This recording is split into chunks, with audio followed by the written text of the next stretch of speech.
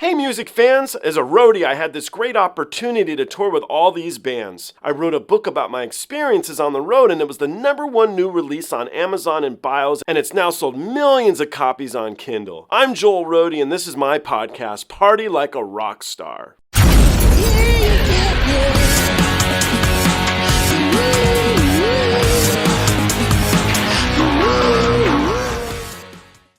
All right, you want to go heavier? You can't find anything heavier. Like, we love bites. We've bandmated. There's no more than okay. Let's see what you got. I don't know if it's heavier, but it's just as I think they're just as good. It's a band called NEMOPHILA. Have we heard of them? No, but they out of what country? Japan. I mean, I'm trying to dissect the words on it so that, you know, NEMOPHILA feels like I can see it in metal writing across like a black t-shirt with something dead or crawling out of the, you know, like feel like that. But that would be like, I'm thinking of necrophila. Yeah. So then, yeah. NEMOPHILA is a flower, actually. So it's nice. Yeah. That is a tough sounding flower. What is it? What is this flower called? Oh, this is the Skull Crusher Daisy. You're like, what? Hang on. That's a tough sounding flower. My next guest on my Road Dogs and Rock Gods series is Spencer Fischer. He climbed his way to the top in a little bit different way than a lot of the guests I've had on. He's a radio DJ. He's been a DJ for 30 years, starting at the world-famous KROQ. Here in Los Angeles, he's seen many a band that he played the first spin on go all the way to the top to become some of the biggest bands in the world. And so, I wanted to bring him on to see what he had to say about your favorite band. Let's do this. This is NEMOPHILA. I really, truly am a really big fan. I call them like the trifecta of Japan. It's Bandmade, Love Bites, and NEMOPHILA. And I don't know why I put them all in the same group. Now, there's the same sorts of like heavy intensity, but truly like amazing musicianship is part of that. But they are part of my trifecta right now. And so this is a track called OIRAN. I think it's so, so good. I'm intrigued to see if you agree with me. You can let me know. So far, so good. Bring it on. Okay.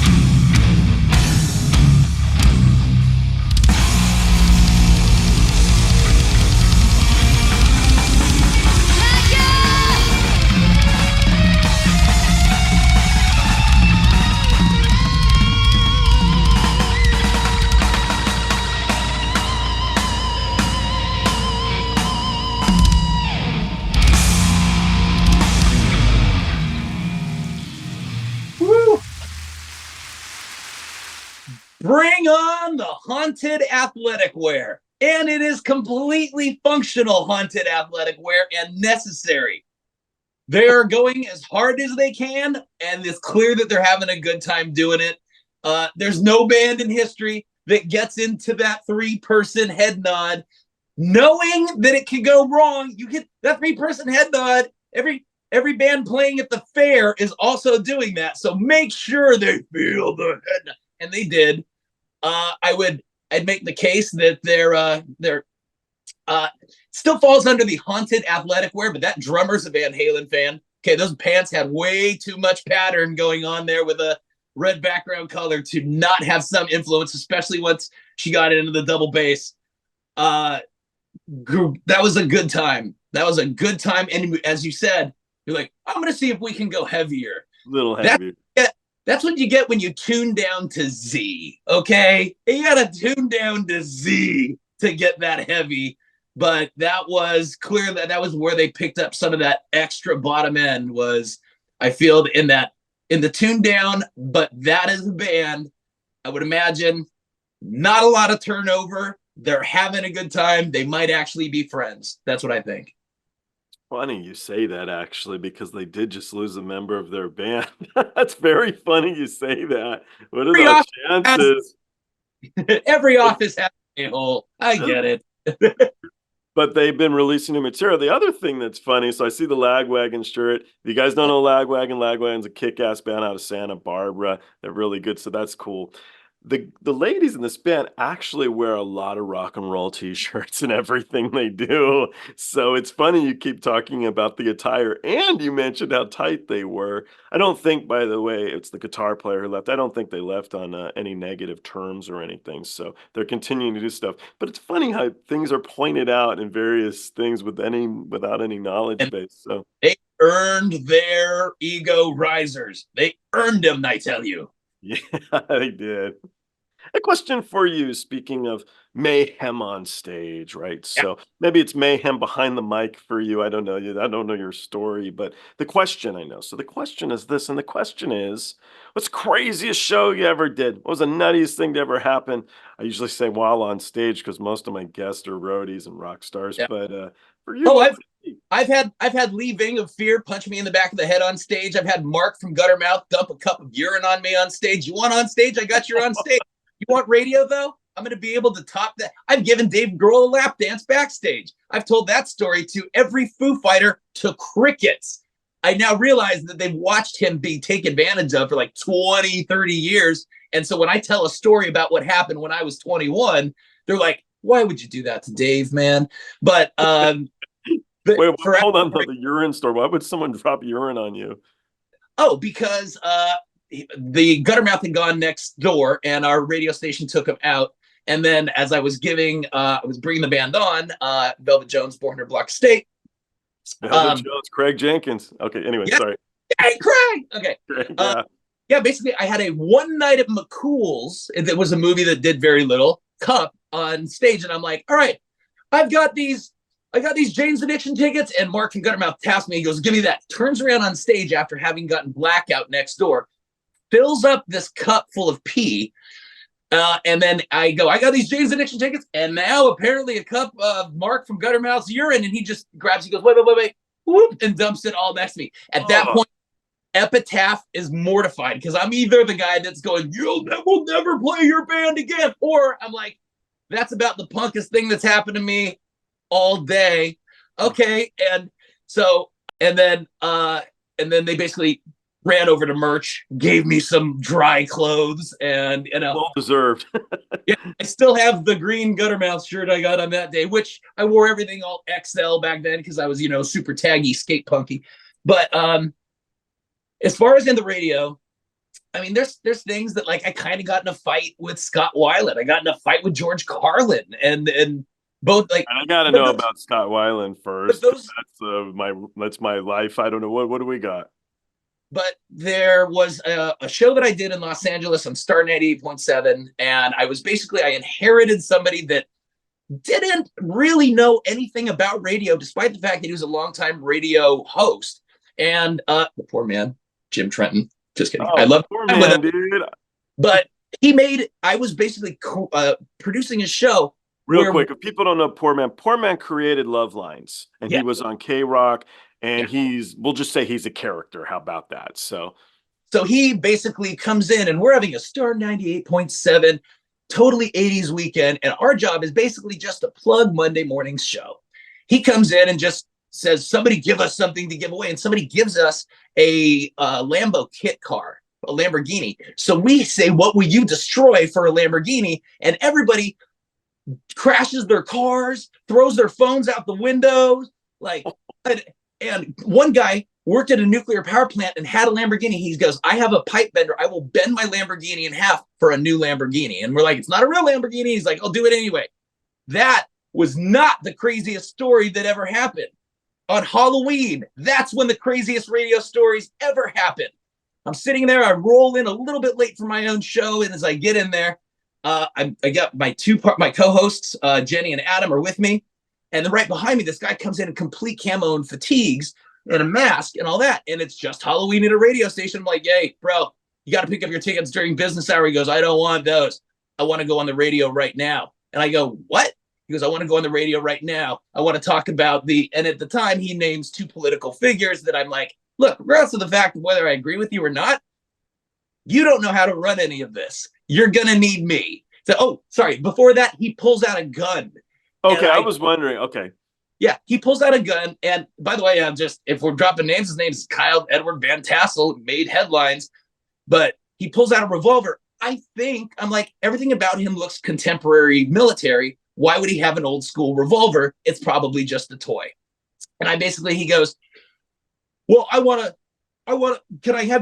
you give my information to John Palmentary, who's our newsman? And I go, all right, do you want to write down all of your personal information? And I will tell the newsman that a guy with a gun showed up at the radio station. I'm sure he'll be interested in your personal information. And then fast forward, we just send him out the door. He literally went out the door. We find out later, not only was the gun real, not only did he the following day jump Tom Cruise's property into the property, he was basically PTSD military, and he wanted somebody to hear what he had to say. So he jumps into Tom Cruise's property. That doesn't go well. He gets arrested. They let him go again. He then takes the third day. He takes all of Santa Barbara hostage on an overpass, shuts the entire city down. Freeway stop, city stop, SWAT team. He's on a bridge with an American flag and a gun. And the thing is, the whole city stopped. But because we're kind of like a guerrilla radio type deal, I send my street guy out on his mountain bike, cuts through all the traffic. We're now the front line of what's happening. And then he says, Spence, you're not going to believe it. It's the dude from Friday. And he's taking the whole city hostage. We're like, what? Police then go, if you want accurate updates on this hostage situation, tune into the Modern Rock Station. And so the whole city got taken hostage. So then now it's really news. And then they trace it all back to me. And they're like, why did you not call the police? And I said, we had a show to do. And that was not good for, like, KFI out of Los Angeles called and asked me for the exclusive and the whole deal. And every time I was like, yeah, we had a show to do. Everybody like, well, there's no story here. Like, even your reaction was like, really? That was it? So that was it. I want to hear the George Carlin one. Let's jump into the next track, and I want to hear the George Carlin one. I love George Carlin. How are you going to fight with George Carlin? How about, have we ever heard of a band called One OK Rock? Again, out of Japan. I feel like I've heard it, but this one, if I'm just going off of what my feeling is and what I heard, we're going a little bit more in the poppier punk direction, but I still think we got some quick lagwagon-y drums in there. Go on. Okay, let's find out together. Let's find out.